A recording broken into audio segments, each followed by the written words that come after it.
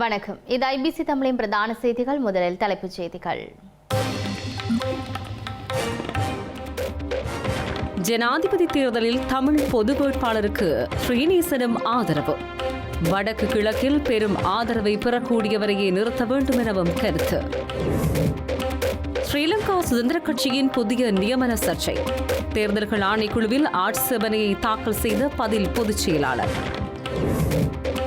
இலங்கையில் இன்று முதல் புதிய நுழைவு விசைவு நடைமுறை. கோடைகால புலம்பெயர் தமிழர்களுக்கும் பொருந்தும் நகர்வு. தமிழ்நாடு முழுவதும் இன்று கொடி அணிவகுப்பு. தேர்தல் பாதுகாப்பு கடமைகளில் சுமார் 2 லட்சம் காவல்துறையினர். ஈரானுக்கு எதிராக புதிய தடைகளுக்கு அமெரிக்காவும் ஐரோப்பிய ஒன்றியமும் முனைப்பு. ராஜதந்திர நகர்வினால் இஸ்ரேலுக்கு சாதக அறிவிப்பு. இனி விரிவான செய்திகள். தமிழ் தாயகம் மட்டுமின்றி அனைத்து மாகாணங்களிலும் தமிழ் பேசுகின்ற மக்களின் விருப்புகளை பெற்று 50% மேல் வாக்குகளை பெறக்கூடிய ஒருவரே ஜனாதிபதி தேர்தலில் களமிறங்க வேண்டும் என மட்டக்களப்பு மாவட்ட முன்னாள் நாடாளுமன்ற உறுப்பினர் ஞானமுத்து ஸ்ரீநேசன் தெரிவித்துள்ளார். தமிழர் ஒருவரை பொது வேட்பாளராக நிறுத்தக்கூடாது என்று கூறுகின்றார்கள். ஏனைய ஜனாதிபதி வேட்பாளர்களூடாக என்ன தீர்வை தருவார்கள் என்று கேள்வி எழுப்பியுள்ளார். 75 ஆண்டுகள் சுதந்திரத்தின் பின் கடந்திருக்கின்றோம். 46 ஆண்டுகள் ஜனாதிபதி முறைமைக்குள் நாங்கள் கடந்திருக்கின்றோம். 15 ஆண்டுகள் யுத்தத்தின் பின் கடந்திருக்கின்றோம். ஆனால் இந்த பேர்ணவாத கடும்போக்குடைய சிந்தனையுடையவர்கள் தீர்வு தருவதற்கு அவர்கள் மிகவும் பின்னடித்துக் கொண்டிருக்கின்றார்கள். எனவேதான் புத்திஜீவிகள், சிவில் சமூகத்தினர், தமிழ் தேசிய கட்சிகள் ஒரு சிந்தனைக்கு வந்திருக்கிறார்கள். யுத்தத்தின் பின்னர் தமிழ் மக்களின் பொதுசன அபிப்பிராயம், அதாவது வடக்கு கிழக்கு மக்களின் மக்கள் ஆணையை பெற வேண்டும். அதாவது தமிழ் மக்கள் என்ன நினைக்கின்றார்கள், அவர்கள் தங்களுடைய தீர்வாக எதை கருதுகின்றார்கள் என்ற விடயத்தை ஒரு தேர்தல் விஞ்ஞாபனமாக தயாரித்துக் கொண்டு தமிழர் ஒருவர் பொது வேட்பாளராக போட்டியிட்டால் என்ன என்ற ஒரு விடயம் கேட்கப்படுகின்றது. பொதுமையான ஒரு தமிழ் வேட்பாளர் மூலமாக வடக்கு கிழக்கு மற்றும் கொழும்பாக இருக்கலாம், மலையகம் கூட இருக்கலாம், இந்த இடங்களில் உள்ள தமிழ் மக்களின் வாக்குகள் மூலமாக ஜனாதிபதி தேர்தலில் வாக்குகள் மூலமாக வடக்கு கிழக்கு மக்கள் என்ன நினைக்கின்றார்கள் என்பதை மக்கள் ஆணையாக பிறப்பித்து இதுதான் தமிழ் மக்கள் வடக்கு கிழக்கில் விரும்புகின்றார்கள் என்ற விடயத்தை சர்வதேசத்திடம் தமிழ் தேசிய கட்சிகள், தமிழ் பேசும் மக்கள் உரத்த குரலில் சொல்வதற்குரிய ஒரு சந்தர்ப்பமாக இதை பயன்படுத்தினால் என்ற ஒரு கேள்வி எழுகின்றது. ஆனால் இதிலும் சில கவனமாக கையாள வேண்டிய விடயம் இருக்கின்றது. அதாவது நாங்கள் நிறுத்துகின்ற வேட்பாளர் என்பவர் வடக்கு கிழக்கு வெளியிலும் தமிழ் பேசும் மக்களின் வாக்குகளை பெறக்கூடிய ஆளுமை உள்ளவராக இருக்க வேண்டும். நிச்சயமாக வடக்கு கிழக்கில் 11 லட்சத்துக்கு மேற்பட்ட வாக்குகள் இருக்கின்றது என்றால் அந்த வாக்குகளில் 50% அதிகமான வாக்குகளை பெற்றால் தான் அது ஒரு மக்கள் ஆணையாக இருக்க முடியும். ஆகவே அந்த மக்கள் ஆணையை பெறக்கூடிய சக்தியுள்ள ஆளுமையுள்ள ஒருவர் தான் போட்டியிட வேண்டும். அவ்வாறு இல்லாமல் பலவீனமான வேட்பாளர்கள் கொண்டு வரப்படுமாக இருந்தால், இந்த மக்கள் ஆணை தோல்வியில் முடியுமாக இருந்தால் அந்த இடத்தில் அது எங்களுக்கு ஒரு விஷப்பரட்சியாக அமையும். இலங்கையில் நடைபெறவுள்ள ஜனாதிபதி தேர்தலில் ஸ்ரீலங்கா பொதுஜன பெரமுனவும் ஐக்கிய தேசிய கட்சியும் பரந்த கூட்டணி ஒன்றை அமைத்து தேர்தலில் களமிறங்க தயாராகி வருவதாக தெரிய வந்துள்ளது. இந்த 2 கட்சிகளுக்கும் இடையிலான பேச்சுக்களில் இணக்கப்பாடு எட்டப்பட்டால் அடுத்த ஜனாதிபதி தேர்தலில் பொது வேட்பாளர் ஒருவர் பொது சின்னத்தில் களமிறக்கப்படுவார் என தெரிவிக்கப்பட்டுள்ளது. தமிழ் சிங்கள புத்தாண்டு கொண்டாட்டங்கள் நிறைவடைந்துள்ள நிலையில் தற்போது ஜனாதிபதி தேர்தல் தொடர்பான பிரச்சார நடவடிக்கைகள் தீவிரமடைய ஆரம்பித்துள்ளன. இந்த நிலையில் ஜனாதிபதி தேர்தலில் பலமுனை போட்டிகள் இடம்பெறவுள்ளதாக அரசியல் அவதானிகள் தெரிவித்துள்ளனர். இவ்வாறானதொரு நிலையில் ஜனாதிபதி தேர்தலை இலக்காக கொண்டு பொதுஜன பெரமுனவும் ஐக்கிய தேசிய கட்சியும் பரந்த கூட்டணி அமைக்க தீர்மானித்துள்ளன. இதன் முதற்கட்டமாக இரு பிரதான கட்சிகளுக்கும் இடையில் கொள்கை அளவிலான உடன்பாடுகளை எட்டுவதற்கான கலந்துரையாடல்கள் தற்போது இடம்பெற்று வருவதாக அரசியல் வட்டாரங்கள் தெரிவித்துள்ளன. அத்துடன் இரு கட்சிகளுக்கும் இடையே தேசிய கொள்கை இணக்கப்பாடு எட்டப்படாமையால் விரைவில் உடன்படிக்கை கைச்சாத்திடுதல் முயற்சிகள் மேற்கொள்ளப்பட உள்ளதாக கூறப்பட்டுள்ளது. மேலும் 2 கட்சிகளுக்கு இடையிலான பேச்சுக்களில் இணக்கப்பாடு எட்டப்பட்டால் அடுத்த ஜனாதிபதி தேர்தலில் பொது வேட்பாளர் ஒருவர் பொது சின்னத்தில் களமிறக்கப்படுவார் என தெரிவிக்கப்பட்டுள்ளது. எனினும் 2 கட்சிகளுக்கு இடையில் இணக்கப்பாடு எட்டப்படாவிட்டால் ஸ்ரீலங்கா பொதுஜன பெரமுனவிலிருந்து ஜனாதிபதி வேட்பாளர் ஒருவர் தனியாக களமிறக்கப்படுவார் என கட்சியின் அரசியல் வட்டாரங்கள் தெரிவித்துள்ளன. ஸ்ரீலங்கா சுதந்திர கட்சியில் கடந்த சில தினங்களுக்கு மேற்கொள்ளப்பட்ட நியமனங்கள் தொடர்பில் கட்சியின் பதில் பொதுச் செயலாளர் தேர்தல்கள் ஆணைக்குழுவில் ஆட்சேபனைகள் முன்வைக்கப்பட்டுள்ளது. ஸ்ரீலங்கா சுதந்திர கட்சியின் யாப்புக்கமைய குறித்த நியமனங்கள் மேற்கொள்ளப்பட்டுள்ளதாக அந்த கட்சியின் பதில் பொதுச் செயலாளர் துஷ்மந்த மித்ரபால ஆணைக்குழுவில் முன்வைத்துள்ள ஆட்சேபனையில் சுட்டிக்காட்டியுள்ளார். ஸ்ரீலங்கா சுதந்திர கட்சியின் யாப்புக்கமைய கட்சியின் நியமனங்கள் மேற்கொள்ளப்பட வேண்டும் என ஸ்ரீலங்கா தேர்தல்கள் ஆணைக்குழுவுக்கு கட்சியின் பதில் பொதுச் செயலாளர் துஷ்மந்த மித்ரபால சுட்டிக்காட்டியுள்ளார். இந்த நிலையில் ஸ்ரீலங்கா தேர்தல்கள் ஆணைக்குழுவில் நாளைய தினம் கூட்டம் ஒன்று நடைபெறவுள்ளதாகவும் இதன்போது ஸ்ரீலங்கா சுதந்திர கட்சியின் அரசியல் குழு கூட்டத்தில் மேற்கொள்ளப்பட்ட தீர்மானம் தொடர்பில் ஆராயப்படவுள்ளதாகவும் தெரிவிக்கப்பட்டுள்ளது.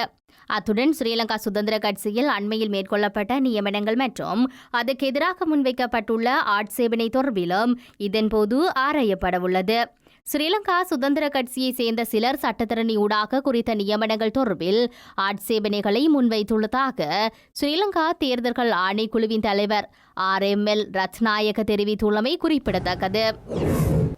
வெளிநாட்டு சுற்றுலா பயணி ஒருவரிடம் கடுமையாக நடந்து கொண்ட உணவக உரிமையாளர் கைது செய்யப்பட்ட நிலையில் பிணையில் விடுவிக்கப்பட்டுள்ளார். தென்னிலங்கையில் காணப்படும் உணவகம் ஒன்றிலேயே குறித்த சம்பவம் இடம்பெற்றுள்ளது. கொழும்பில் உள்ள உணவகம் ஒன்றில் வெளிநாட்டு சுற்றுலா பயணி ஒருவருக்கு உணவக உரிமையாளர் கொத்துரொட்டி ஒன்றினை 1900 ரூபாய்க்கு விற்பனை செய்ய முற்பட்டதாக, இதன்போது விலை அதிகமாக இருப்பதாக சுற்றுலா பயணி தெரிவித்துள்ளதாகவும் கூறப்படுகின்றது. இதன்போது இருவருக்கும் இடையே வாக்குவாதம் ஏற்பட்டுள்ள நிலையில் இதனை சுற்றுலா பயணி தனது ஒளிப்பட கருவியில் பதிவு செய்து சமூக வலைதளங்களில் பதிவிட்டுள்ளார். குறித்த காணொலி சமூக வலைதளங்களில் வைரலானதைத் தொடர்ந்து சந்தேக நபரான உணவக உரிமையாளர் வாழைத்தோட்ட காவல்துறையினர் நேற்றைய தினம் கைது செய்யப்பட்டிருந்தார். இந்நிலையில் கைது செய்யப்பட்ட உணவக உரிமையாளரை பிணையில் விடுவிக்க கொழும்பு நீதவான் நீதிமன்றம் உத்தரவிட்டுள்ளது. குறித்த நபர் 50,000 ரூபாய் ரொக்கப்பிணையிலும் 10 லட்சம் ரூபாய் சரீர பிணையிலும் விடுவிக்கப்பட்டுள்ளார். இலங்கையில் இன்று முதல் நடைமுறையாகும் வகையில் புதிய நுழைவிசைவு மற்றும் புதிய இணைய வழிமுறை செயற்படுத்தும் பணியை ஸ்ரீலங்கா குடிவரவு மற்றும் குடியகழ்வு திணைக்களம் ஆரம்பித்துள்ளது. இதன்படி புதிய நுழைவிசைவு நடைமுறைகள், அதற்கான கட்டணங்கள், பூர்த்தி செய்ய வேண்டிய தேவைப்பாடுகள் மற்றும் இலங்கையில் தங்கியிருக்க முடியுமான காலப்பிரிவு என்பன தொடர்பான விசேட வர்த்தமானி அறிவித்தல் மூலம் வெளியிடப்பட்டுள்ளது. இலங்கையில் தற்போது நடைமுறையில் உள்ள இலத்திரனியல் பயண அங்கீகார முறைக்கு பதிலாக இணைய வழிமுறையான இ-விசா முறைமை அறிமுகம் செய்யப்படவுள்ளதாக ஸ்ரீலங்கா குடிவரவு மற்றும் குடியகழ்வு திணைக்களம் தெரிவித்துள்ளது. இந்த திட்டத்தை நடைமுறைப்படுத்துவதற்கு GBS டெக்னாலஜி சர்வீஸ் மற்றும் IVS குளோபல் நிறுவனத்துடன் இணைந்து செயற்படுத்துவதற்கான ஒழுங்குகள் தற்போது மேற்கொள்ளப்பட்டுள்ளதாக தெரிவிக்கப்பட்டுள்ளது. வெளிநாட்டு சுற்றுலா பயணிகள் மற்றும் முதலீட்டாளர்களை ஈர்க்கும் வகையில் இந்த புதிய நுழைவிசைவு முறைமை அறிமுகப்படுத்தப்பட்டுள்ளதாக கூறப்பட்டுள்ளது. அத்துடன் புதிய இணைய வழிமுறைமை அறிமுகப்படுத்துவதன் மூலம் விரைவான மற்றும் திறமையான நுழைவிசைவு விண்ணப்ப செயல்முறையை வழங்க உத்தேசித்துள்ளதாக ஸ்ரீலங்கா குடிவரவு மற்றும் குடியகழ்வு திணைக்களம் சுட்டிக்காட்டியுள்ளமை குறிப்பிடத்தக்கது. இந்தியாவிலிருந்து இலங்கைக்கு பெரிய வெங்காயத்தை அரசாங்கத்தினூடாக இறக்குமதி செய்வதா அல்லது தனியார் மூலம் இறக்குமதி செய்வதா என்பது தொடர்பில் இன்று தீர்மானிக்கப்படவுள்ளதாக ஸ்ரீலங்கா வர்த்தக அமைச்சர் நளின் பெர்னாண்டோ தெரிவித்துள்ளார். இந்த விடயம் தொடர்பாக விசேட கலந்துரையாடல் இன்று நடைபெறவுள்ளதாக நளின் பெர்னாண்டோ குறிப்பிட்டுள்ளார். இலங்கைக்கு 10,000 மெட்ரிக் டன் பெரிய வெங்காயத்தை ஏற்றுமதி செய்வதற்கு இந்தியா அனுமதி வழங்கியுள்ளதாக இலங்கைக்கான இந்திய உயர்ஸ்தானிகர் ஆலயம் அண்மையில் தெரிவித்திருந்தது. கடந்த காலங்களில் பெரிய வெங்காய ஏற்றுமதிக்கு இந்தியா தடை விதித்ததன் மூலம் நாட்டில் பெரிய வெங்காயத்தின் விலையும் சடுதியாக அதிகரித்திருந்தது. இந்த நிலையில் தற்போது வழங்கப்பட்ட அனுமதியை தொடர்ந்து இலங்கைக்கு இந்தியாவிலிருந்து வெங்காயத்தை எவ்வாறு இறக்குமதி செய்வது என்பது தொடர்பான தீர்மானம் இன்று மேற்கொள்ளப்படவுள்ளது. இதேவேளை இறக்குமதி செய்யப்படும் இந்திய பெரிய வெங்காயத்தை இலங்கைக்கு கொண்டு வருவதற்கு 10 முதல் 15 நாட்கள் எடுக்கும் என அத்தியாவசிய உணவுப் பொருள் இறக்குமதியாளர்கள் சங்கத்தின் தலைவர் தெரிவித்துள்ளமை குறிப்பிடத்தக்கது. மியன்மாரில் தடுத்து வைக்கப்பட்டிருந்த 15 இலங்கை கடத்தொழிலாளர்களுக்கு அந்த நாட்டு அரசாங்கம் பொது மன்னிப்பு வழங்கியுள்ளது. மியன்மாரின் பாரம்பரிய புத்தாண்டை முன்னிட்டு அந்த நாட்டு அரசாங்கம் 3000 கைதிகளுக்கு பொது மன்னிப்பு வழங்க மேற்கொண்ட நடவடிக்கையின் ஒரு அங்கமாக இலங்கையர்களுக்கு பொது மன்னிப்பு வழங்கப்பட்டுள்ளதாக மியன்மாரில் உள்ள இலங்கை தூதுவர் ஜனக பண்டார உறுதிப்படுத்தியுள்ளார். இலங்கை கடற்தொழிலாளர்கள் 15 பேர் 2 படகுகளுடன் கடந்த டிசம்பர் மாதம் 2ஆம் தேதி மியன்மார் அதிகாரிகளால் கைது செய்யப்பட்டிருந்தனர். இதையடுத்து அவர்களுக்கு 7 ஆண்டு சிறை தண்டனை விதிக்கப்பட்டது. இந்த நிலையில் குறித்த தரப்பினருக்கு எதிரான வழக்கிலிருந்து அவர்களை விடுவிப்பது தொடர்பான பேச்சுவார்த்தைகளை மியன்மாருக்கான இலங்கை தூதுவர் ஜனக பண்டார அந்த நாட்டு உள்துறை அமைச்சருடன் தொடர்ந்து முன்னெடுத்து வந்தார். அத்துடன் மியன்மார் பிரதமரையும் சந்தித்து கைது செய்யப்பட்ட 15 பேரையும் விடுதலை செய்வது தொடர்பான கோரிக்கையை ஜனக பண்டார முன்வைத்துள்ளார்.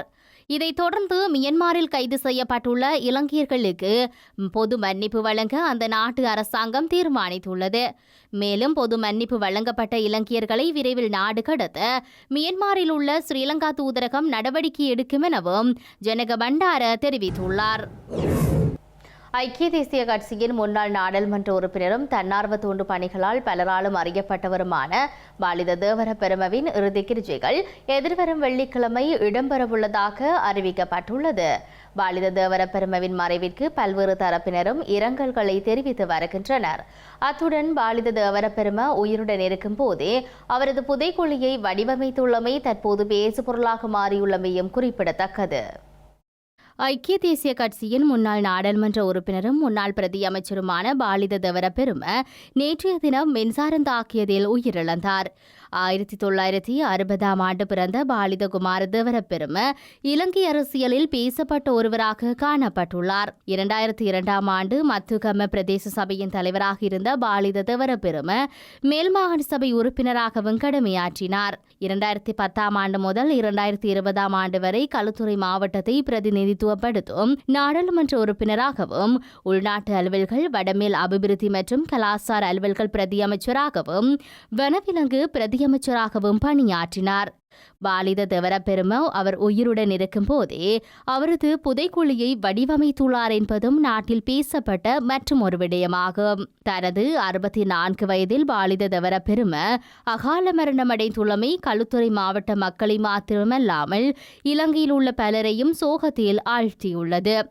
இந்த நிலையில் பாலித தேவர பெருமவின் இறுதி கிரியை எதிர்வரும் வெள்ளிக்கிழமை இடம்பெற்று உடல் குடும்ப மயானத்தில் நல்லடக்கம் செய்யப்பட உள்ளதாக அவரது உறவினர்கள் தெரிவித்துள்ளனர். இலங்கையின் பல பகுதிகளில் வெப்பநிலை இன்று எச்சரிக்கை மட்டத்துக்கு உயர்வடையக்கூடும் என ஸ்ரீலங்கா வளிமண்டலவியல் திணைக்களம் எதிர்வு கூறியுள்ளது.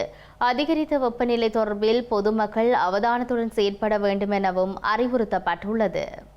தமிழர் தாயக பகுதி உட்பட்ட நாட்டின் பல்வேறு பகுதிகளில் அதிகரித்த வெப்பநிலை பதிவாகி வந்த போதும் கடந்த சில நாட்களாக இடைக்கிடையே மழை பொழிவும் பதிவாகி வந்திருந்தது. இதன்படி வடக்கு, வடமத்திய மற்றும் கிழக்கு மாகாணங்களிலும் கம்பஹா மற்றும் கொழும்பு மாவட்டங்களின் சில இடங்களிலும் வெப்பநிலை அதிகரிக்கும் என ஸ்ரீலங்கா வளிமண்டலவியல் திணைக்களம் குறிப்பிட்டுள்ளது.